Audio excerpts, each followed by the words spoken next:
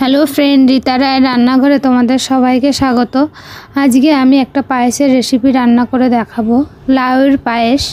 এটা খেতে খুবই সুস্বাদু হয়। এই যে লাউ গাছে আমার অনেক লাউ ধরেছে, যে গাছটা লাগিয়েছিলাম এই ছোট ছোট অনেক লাউ হয়েছে। লাউ গাছটা এখন শেষের পথে। এই যে আমি একটা ফলের ট্রেতে মাটি দিয়ে তারপর লাউ গাছটা লাগিয়েছি। এখান থেকে আমি ছোট্ট একটা লাউ কেটে নেব, এইটা দিয়ে আমি পায়েস করব। একদম কচি রয়েছে লাউটা। এই যে এটা আমি কেটে নেব। এবার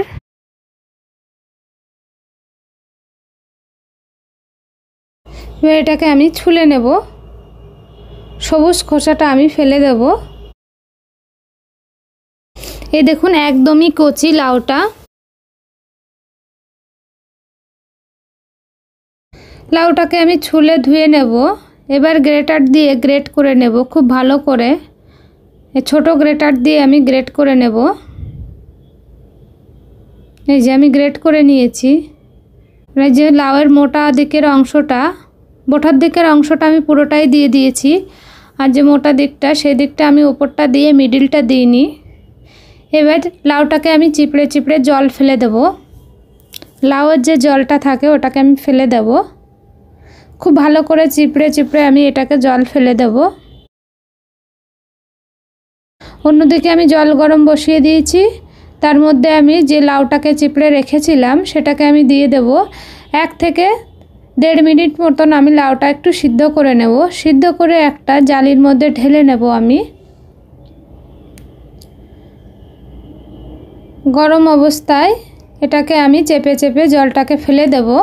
অন্যদিকে কড়াইতে দিয়ে দেব সামান্য ঘি। ঘি দেওয়ার পরে আমি ছোট এলাচ দিয়ে দিলাম, কাজু কিশমিশ দিয়ে দিলাম। দিয়ে এটাকে খুব হালকা করে একটু ভেজে নেব, একদম লোয়ের দিকে রেখে।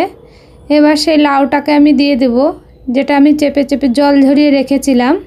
জল ঝরিয়ে লাউটা আমি ভালো করে ভেজে নেব। সামান্য লবণ দেব, আর 2-3টে তেজপাতা দিয়ে দেব। তেজপাতাটা প্রথমেও দেওয়া যেত, তবে পুড়ে যাওয়ার চান্স থাকে, তাই আমি মিডিলেই দিলাম। আপনারা চাইলে প্রথমেও দিতে পারেন। এই যে আমি খুব ভালো করে ভেজে নিয়েছি। লাউয়ের যে কাঁচা গন্ধটা সেটা চলে গেছে। এবার আমি দুধ ঢেলে দেব। দুধটা আমি আগে থেকে জাল দিয়ে রেখেছিলাম, সেটাকে আমি দিয়ে দেব। অল্প অল্প করেই দিচ্ছি, কতটা পরিমাণ লাগবে সেই বুঝে আমি দিচ্ছি। এই যে আমি এটা রেখেছি। অন্য একটা বাটিতে আমি চালের গুঁড়ো গুলে রেখে দিয়েছি, সেটা আমি পরে এখানে ইউজ করব। এই পায়েস রান্না করতে বেশি সময় লাগে না।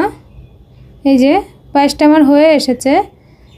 এবার যে চালের গুঁড়োটা আমি গুলে রেখেছিলাম সেটাকে দিয়ে দেব। এই সময় গ্যাসের ফ্লেমটা একদম লো করে দেবেন, দিয়ে একটু নেড়ে দেবেন, তারপরে মিডিয়াম টু হাই করে দেবেন। এই যে পায়েসটা আমার হয়ে গেছে। এবার চিনি দেব। চিনি দিয়ে আমি 1 থেকে 2 মিনিট এটাকে আমি রান্না করে নেব, তাহলে আমার লাউয়ের পায়েস রেডি হয়ে যাবে। এইটা একটু পাতলা নামাতে হবে। এই দেখুন, কারণ চালের গুঁড়ো দেওয়াতে এটা গাঢ় হয়ে যাবে। এই যে আমার পায়েসটা হয়ে গেছে। এবার এটাকে আমি নামিয়ে নেব। এই পায়েসটা খেতে এত সুন্দর হয়, আপনারা একবার হলেও বানিয়ে দেখবেন। রান্নাটা ভালো লাগলে আমার চ্যানেলটিকে সাবস্ক্রাইব করবেন, লাইক করবেন, কমেন্ট করবেন। রান্নাটা দেখার জন্য অসংখ্য ধন্যবাদ।